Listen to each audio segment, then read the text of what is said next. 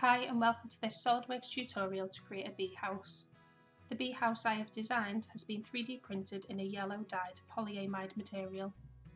It is not 100% waterproof, but I use a clear paint to coat and seal my prints for outside use. You can read more about this in the SOLIDWORKS blog. To begin, start a new sketch onto the front plane. Sketch a rectangle. Then select the bottom edge of the rectangle and the axis point and add a midpoint relation. For the dimensions, the rectangle should be 68 in height and 70mm in length. Extrude this sketch by 17mm. For the honeycomb pattern, start a new sketch onto the front face of the extrusion. Use the polygon tool with 6 sides and draw a hexagon level with the axis using the smart guides, and ensure the hexagon sits horizontal like this. Starting with dimensions, the height of the hexagon is 14mm. I'm then adding a dimension from the axis to the centre of the hexagon with a distance of 37.5mm. To fully define the sketch, add a vertical relation from the hexagon centre point and the axis point. Then add a horizontal relation to the top edge of the hexagon. Once fully defined, go to Boss Extrude. For this feature, check Thin Feature. Change the thickness of the feature to 2mm and the direction to mid-plane, which you can see in the preview. Now change the extrusion depth to 16mm and uncheck Merge Result before okaying the feature. To pattern the feature, go to the Linear Pattern drop-down and select Fill Pattern. The Fill Pattern feature lets you fill a defined region with a pattern of features or a predefined cut shape. When the feature opens, you must select the boundary for the fill, so select this face. I then need to select what I want to pattern, which in my case is the thin feature body, so check Bodies and select the hexagon thin feature. A preview of the pattern should appear. The pattern layout should be on perforation, but needs spacing out. For instance spacing here, type in 14mm. Then I need to change the angle of instances so that they join into a honeycomb pattern. Right now they are overlapping. For this I need to type in 30 degrees. The preview will change and look like this, with all instances connecting. For the instance boundary here, this number dictates how much the pattern will overlap the border. I have -12 for this so that the pattern goes right over the edges. If I change it to 2mm, you'll see that the pattern is within the border and doesn't cover the whole face. So ensure this is on 12mm before okaying the feature. With the pattern in place, I need to take the combine feature and add all the honeycomb bodies together. I've just used Ctrl and A on my keyboard to select all, then unselect the back extrusion. This will combine the pattern into one body. To create an inner cavity for the bees, select the front face of the back extrusion and shell. Change the shell thickness to 2mm and OK it. Now to trim away the excess honeycomb. Start a sketch onto this face, selecting an inner edge of the shell like this. Select the loop, ensuring that you get the outer loop and convert the entities.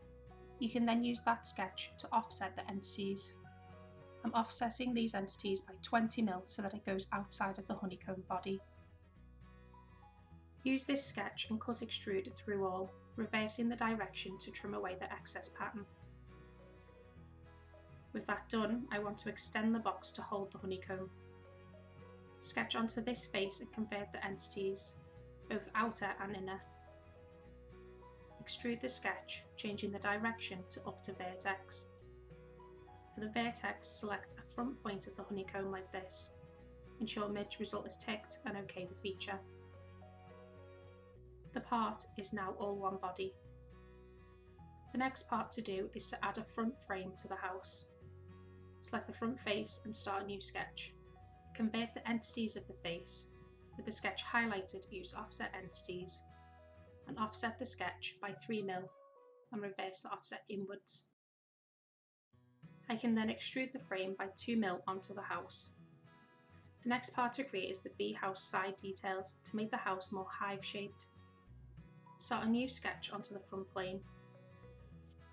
Take the centre line and draw from the top midpoint of the edge to the axis. With the line highlighted, turn on Dynamic Mirror Entities. That way you can sketch out both sides at once. Take the line tool and, starting from the top corner, go out diagonally about 1/4 of the way down and join it up to the edge with a horizontal line. Repeat this again, but ensure that the previous line highlights orange, indicating that your new line will be parallel to the last. Join it up to the side of the house again and repeat for the third line. For the last one, ensure the line is parallel to the last one, but also that it lines up to the bottom of the house like this. Then continue the line along the edge and close off the sketch at the top point. Now to add some smart dimensions to fully define the sketch. Start with this edge to the top point and make this 17mm. Then make this edge 3mm. Because all the diagonal lines have parallel relations, I can just select the 3 diagonal lines and check the equal relation. This fully defines the sketch. From here, select Extrude. You will need to select all the contours for the feature. Then change the direction to up to vertex. For this, select the top corner point here. Keep Merge Result ticked and OK it. Moving on to the top of the beehive, start a new sketch onto the front plane. Use the centre line and draw from the centre of this edge vertically to about here. It doesn't need to be exact. With the line selected, like before, turn on Dynamic Mirror Entities. Take the line tool and draw out a roof shape like this, ensuring the bottom line is horizontal and level with the top edge, and join it up to the centre line. To fully define, add a dimension from here to the midpoint and make this 38mm. Add a height dimension here to 12mm and an angle dimension of 112 degrees between these lines. Finally, add a relation to this line and this edge and make them parallel. This will fully define the sketch. Extrude the sketch and change the direction to offset from surface. Select the front face here for the surface and change the offset dimension to 3mm. You will need to reverse the direction to come out like this. Finally, untick Merge Result. This part needs to be a separate body for now. Next, I'm going to create the top bee hole of the house. Sketching onto the front face of the extrusion, draw a 9mm circle towards the centre of the face along the centre guides. Add a 9mm dimension to the circle, and from the circle to the top point of the roof, add a 10mm dimension. Then select the circle's midpoint and the axis point and add a vertical relation. This will fully define the sketch. Extrude cut the hole by 2mm. This opens up the body to be shelled from the cut face. Selecting the cut face here and the shell tool, ensure the shell thickness is 2mm and apply it. When I turn on section view from the right plane, you can see the inner cavities. I want to join and get rid of these walls here. To do this, firstly combine the 2 solid bodies together so that they become one whole part. Then select the top face through the cut hole to start a new sketch and view the model from the top. Turn on wire view with hidden lines. With the rectangle tool, start from this point and draw a 31 by 66mm rectangle like this. Add dimensions to fully define. I can then cut extrude the sketch viewing from the front. Change the direction to up to vertex. Select this corner point of the hexagon for the vertex and OK the feature. Now when I turn on section view again, the bees will now have access to the whole cavity. To be able to hang the house onto a fence or shed with a screw, I need to add a screw hole. Sketching onto the back face, keeping the wire view on, draw a 3.5mm circle centre to the cut circle like this. Then draw a 7mm circle vertically in line with the other circle just below, ensuring it isn't connected to an edge. You can draw this larger depending on the screw you're using. Then use the line tool to connect the circles from the side points of the smaller circle. Do this to both sides. Trim away all the inner entities. Using smart dimensions, add a dimension between these two lines here. This should be 3.5mm. Then add one to the larger circle. Add a distance relation from the bottom circle centre to the axis and make this 70mm. Then finally, selecting both circles' centre points, add a vertical relation. Extrude cut the screw slot by 2mm. Now for the decorative details, select the fillet feature and change the fillet dimension to 1mm. For this, I'm selecting the outer loop of the back face, all the side faces on both sides of the house, the front face outer loop, and the bottom face. I'm also filleting the inner corners of the frame. Once the fillet edges are all selected, apply them. For the next feature, I will be using Move Face, which you will find under Insert and Face. Ensuring Move Face Offset is selected, change the offset dimension to 2.5mm. Then select an inner face of a hexagon like this. A preview of the offset face appears like this. Select the other 5 faces of the hexagon. This will make the honeycomb hole smaller. When you select another face of a hexagon, the preview will look busier. It helps to look at the part from the front, so that you ensure to have all faces selected. You can untick Show Selection Bar if this is getting in the way of your selections. I'm repeating this to 2 other hexagon holes, spacing them all apart. Once I'm happy with the selection, OK the feature.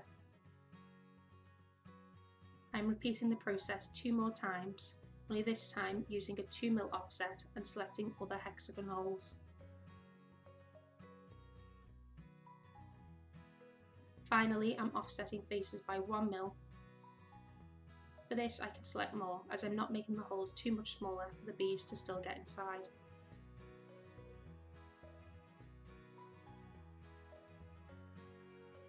This is the result of all the moved faces. Finally, if you want to add the honey drips to the roof, start a new sketch onto this face and view normal to.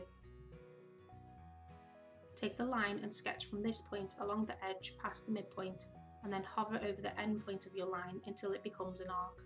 Ensure the arc goes this way in and is level here so that you can create a semicircle. Sketch another small line in, don't worry about dimensions here, and add another semicircle going the other way. Repeat this process until you have 4 outer semicircles, and so that the last one joins up to the bottom edge. Close off the sketch along the roof edges. For the dimensions, each outer drip should be 4.5mm wide. Then all in between dimensions should be 6mm each. With those in place, you can add dimensions to the drips to define how long each drip will be. You can copy my dimensions if you want it to look the same, or play around with it. With the sketch done, extrude it. Change the thickness to 1mm first. I need this extrusion to go straight up, not following the roof angle. So selecting the direction box, select the straight edge of the cut here. The preview should look like this. With mid result ticked, OK the feature. I can easily mirror over the design by selecting this face and mirror. Under Features, select the extrusion and OK it. Fillet the top face of the honey drip extrusions by 0.75mm to soften the appearance. And there we have a bee house. You can save your part first. Then using Save As, change the file type to STL for 3D printing. Here is my 3D printed bee house. I'm hoping to see some happy bees using the house this spring and summer. I hope you enjoyed this tutorial. Thanks for watching.